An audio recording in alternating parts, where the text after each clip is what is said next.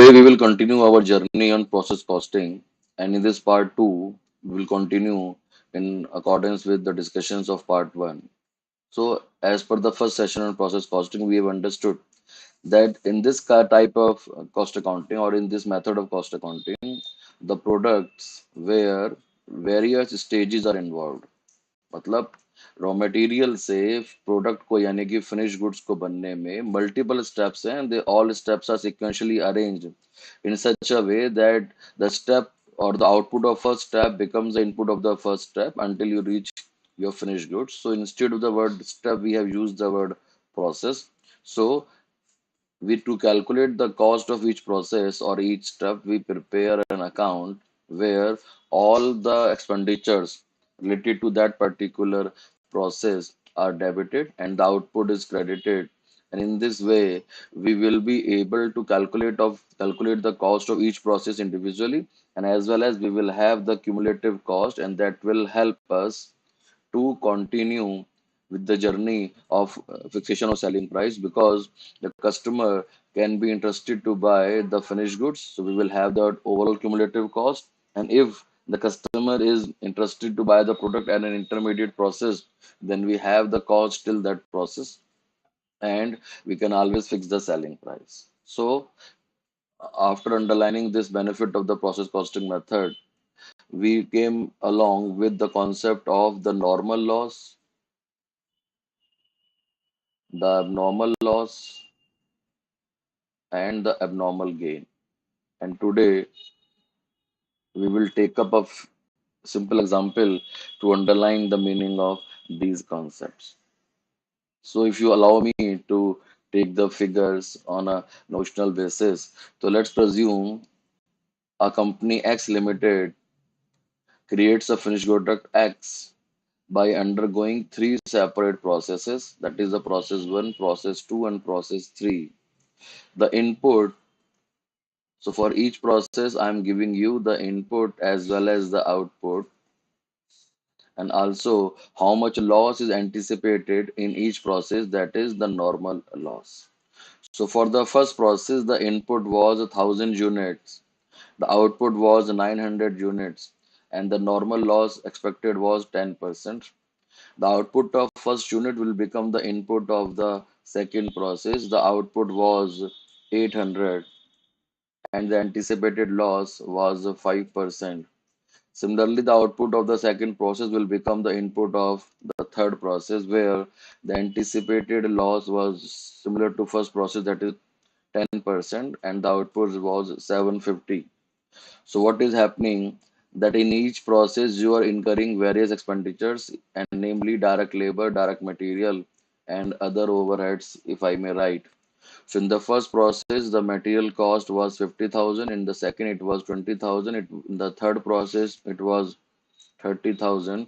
So in overall production of the goods, total raw material consumed was 1 lakh. The labor in the first process was 10,000. In the second, it was 20,000. And in the third, it was also 20,000. And please mark the words that we have taken these figures only on a notional basis. The question will provide the actual figures, but the method of doing the question will remain the same. The overheads in the first sector was 25,000, in the second sector it was 15,000, and they were 5,000 in the end, and that is why contributing the total overheads of 40,000. And the raw material wastage of each process could have been scrapped for a particular amount. So in the first case, the scrap value was rupees 5. In the second case, it was rupees 2. And in the third case, it was rupees 10. So we will understand the implications of all these factors here. So if you see that when we make the process one account,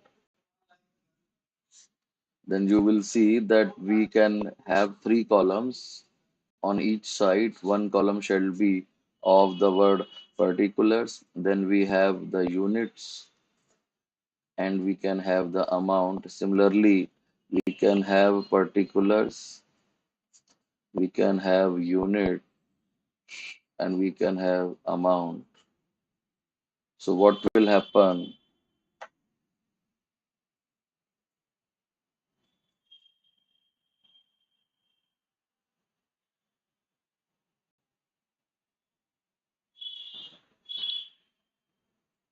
Just a moment.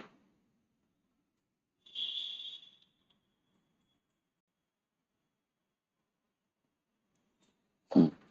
So in the first process, in the particulars column, we will write the raw material cost or the units introduced. And the units introduced were 1000. As you can see here, that the raw input in the first process was 1000 and the material cost is 50,000. So we presume that at the rate of 50 rupees per kg, 1000 units were introduced. So here the amount is 50,000. Then the direct labor was 10,000 and the other overheads were 25,000. You can clearly see here that a total input of 1000 units is commanding an expenditure of 85,000 in the first process. Now we should have this output where we anticipated the loss of 10% and the output in the first process is 900. So if you will see here that 1000 की input में से अगर 10% का loss है तो output 900 होनी चाहिए और 900 ही है. It means the actual wastage is as per the anticipation. So we have two kind of output. One is the normal loss, that is the goods which are not being in a position to be transferred into the next process, and we have the output. So we can write by units transferred to process to account. So this is at the rate 10%, that is 100, and this is 900. And as the cost accounting says that all cost of all normal losses should be absorbed by the fresh output, it means the cost of these 100 units lost will be absorbed by the 900 units. So whatever is the cost of 85,000 will be borne by the 900 units because normal loss is inherent to the production and they are a part of the cost accounts. So it implies that effectively total cost of 85,000 will be borne by 900 and hence the cost per unit which is looking here to be 85 rupees will be increased. But whatever the scrap value is there will reduce the cost because all the normal items will be considered in the part of the cost accounts. So this scrap value of rupees 5 will reduce your cost. So this scrap of 500 will reduce the cost, and if we go by the account presentation then the both sides have to be equal and therefore the cost which was 85,000 to be borne by the normal units will only be 84,500, underlining that here the cost per unit shall be equal to the total cost of the process minus the scrap value and divided by the normal output.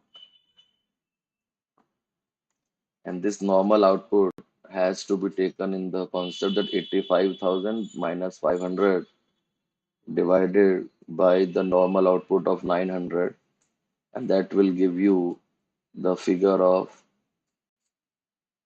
the cost per unit. So, which you will see here will be that if I do this calculation,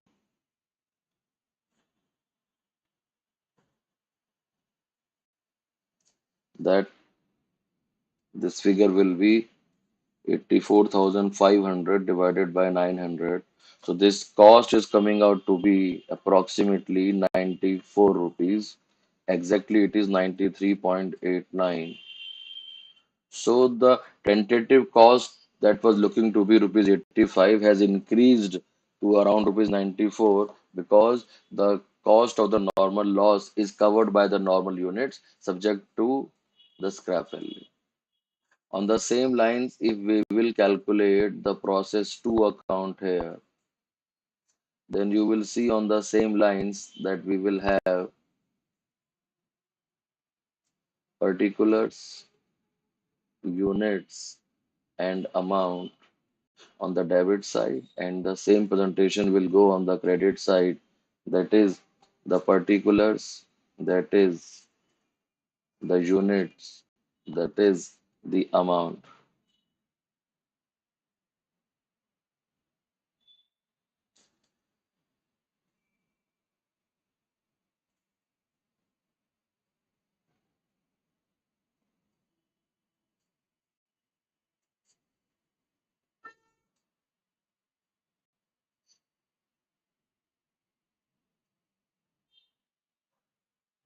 So the output of the first process will become the input of the second process, and we will say that two units introduced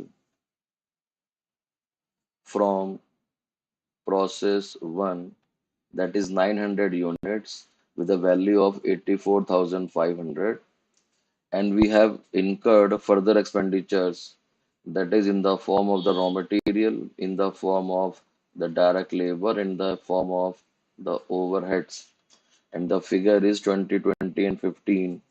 So the extra cost incurred has been 20,000, and it was 15,000. Similarly, if you will see that the output of the second process is 800 with the normal loss anticipation of 5%, it means the normal loss that is anticipated, that is the binormal loss, is the 5% of 900, and that comes out to be 45, and therefore the output should have been 855, but the output is only 800. So because the output, that is the units transferred to process 3 account, is only 800, it means we have a extra loss of 55 which was unplanned, and that what constituted the abnormal loss. So we will say the word abnormal loss.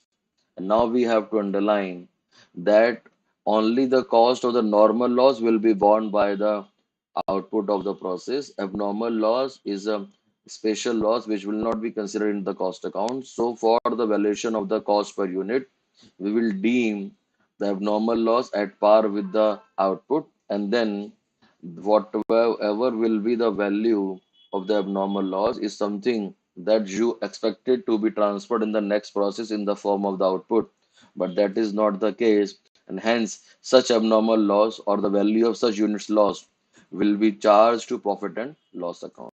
So what you will see here, that here if you take this account, then it will come out to be 1,39,500.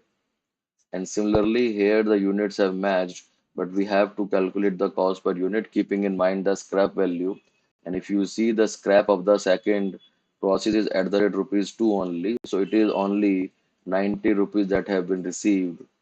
So it denotes now that here on the same logical formula, the cost per unit shall be equal to the total cost, that was 139,500, minus the scrap value, that was 90, and divided by the normal output, and the normal output was input minus normal loss. So we will calculate this cost per unit, that is 139,410 divided by 855, and that will give us the value of the cost per unit, and that will be rupees 163. So what we will do, that the value of the abnormal loss will be 55 into 163, and the value of the units transferred will be 800 into 163, and then you will see the account will match. So if we multiply it here, now this figure is coming out to be 130,442, and the total is here 139,500. So you can always calculate it with the balancing figure, or you can calculate it at the rate per unit. So on the same lines, this value is coming out to be 8968, and this is also 8968 that you can see from here. So the point that comes into mind, that we will now have to create an abnormal loss account, that is net abnormal loss of the process, and we will have that from the process 2 account we have 55 units of abnormal loss valued at 8968, but there is a scrap of rupees 2 per unit, so this 1110 will be the scrap value, and this net figure will be the loss that will be transferred to costing P&L account. So you will see that the accounts will tally here, underlining the fact that this loss of 8968 is reduced by the scrap value and the balance loss is transferred to the costing profit and loss account. Now, on the same lines, if we now come to process 3 account, then the same columns will be there, and now you will see that two units introduced from process 2 account. So there is an output of 800 units at the rate of 130442.